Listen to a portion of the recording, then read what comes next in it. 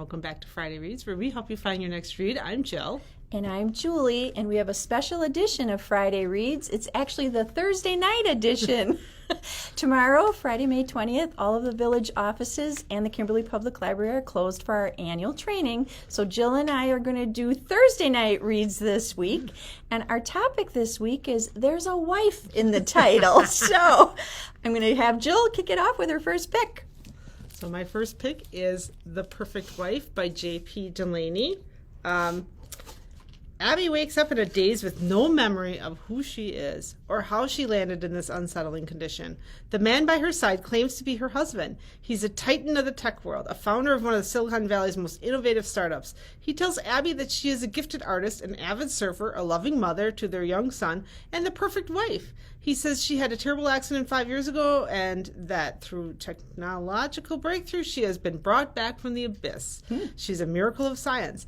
But Abby pieces together memories of her marriage. She begins to questioning her husband's motives and his version of events. Can she trust him when he says he wants them to be together forever? And what really happened to Abby a half a decade ago? Beware of the man who calls you the perfect wife. So.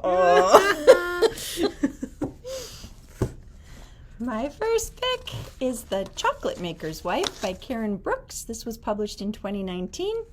Australian best-selling novelist Karen Brooks rewrites women back into history with this breathtaking novel set in 17th century London. A lush, fascinating story of the beautiful woman who is drawn into a world of riches, power, intrigue, and chocolate. That part sounds good to me. Growing up in an impoverished household with a brutal family, Rosamund is both relieved and terrified when her parents all but sell her in a marriage of convenience to a wealthy nobleman. Though Rosamund will finally be free of the torment she'd become accustomed to in her childhood home, she doesn't know if she's traded one evil for another. But much to her surprise, Rosamund soon discovers that her arranged marriage is more of a blessing than a curse.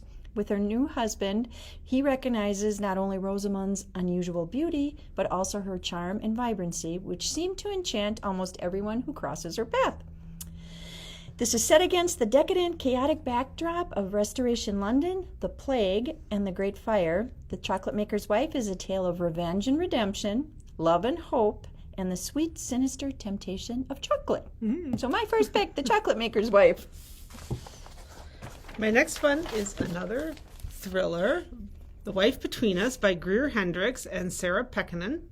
When you read this book, you will make many assumptions. You will assume you are reading about a jealous ex-wife. You will assume she's obsessed with her replacement, a beautiful younger woman who is about to marry the man they both love.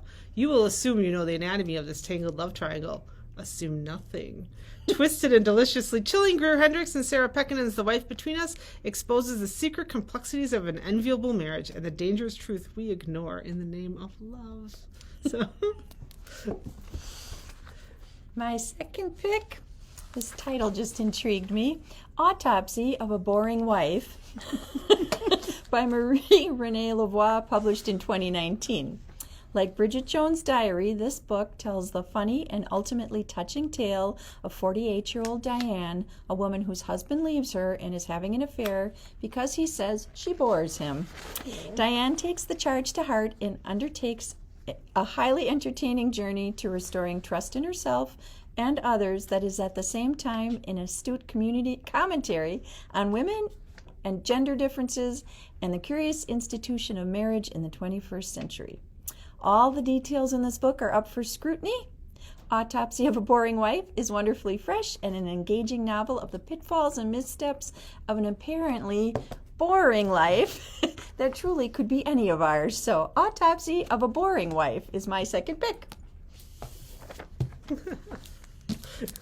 Are you saying I'm boring?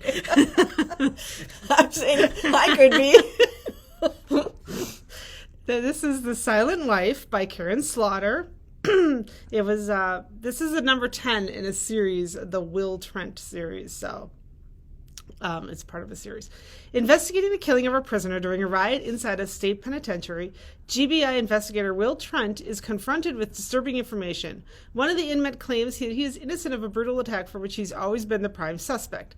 The man insists that he was framed by corrupt law enforcement led by Jeffrey Tolliver, and the real culprit is still out there, a serial killer who has systematically been preying on women across the state for years. If Will opens the investigation and implicates the dead police officer with a hero's reputation of wrongdoing, the opportunistic convict is willing to provide the information GBI needs about the riot murder. Only days ago, another young woman was viciously murdered in a state park in northern Georgia. Is it a fluke, or could there be a serial killer on the loose? As Will Trent digs into both crimes, it becomes clear that he must solve the cold case in order to find the answer. Yet nearly a decade has passed, time for memories to fade, witnesses to vanish, evidence to disappear, and lies to become truth. But Will can't crack either mystery without the help of one person he doesn't want involved, the girlfriend and Jeffrey Tolliver's widow, medical examiner Sarah Linton. When the past and present begin to collide, Will realizes everything he values is at stake. So, The Silent Wife by Karen Slaughter. There's several books named The Silent Wife, actually. Oh, gosh. My third pick is a little different vein. This is The Secret Wife of Aaron Burr by Susan Holloway Scott. This was also published back in 2019. Inspired by a woman and events forgotten by history, best-selling author Susan Holloway Scott weaves together a carefully researched fact and fiction story to tell us about Mary Emmons and the place she held in the life and the heart of the notorious Aaron Burr. He was a hero of the Revolution, a brilliant politician, lawyer, and very nearly president, a skillful survivor in a raw new country filled with constantly shifting loyalties. Today we remember Aaron Burr more for the fatal duel that killed his rival, Alexander Hamilton. But long before the single shot destroyed Burr's political career, there were other dark whispers about him, that he was untrustworthy, a libertine, a man unafraid of claiming whatever he believed should be his. Sold into slavery as a child in India, Mary Emmons was brought to an American torn by war. Toughened by the experience of her young life, Mary is intelligent, resourceful, and strong. She quickly gains the trust of her new mistress, Theodosia Prevost, and becomes indispensable in a complicated household that's filled with intrigue, especially when the now widowed Theodosia marries Colonel Aaron Burr. As Theodosia sickens with the fatal disease that will finally kill her, Mary and Aaron Burr are drawn together in a private world of power and passion and a secret tangled union that would have shocked the nation. So, The Secret Wife of Aaron Burr. Sounded intriguing to me after seeing Hamilton. My next one is another thriller.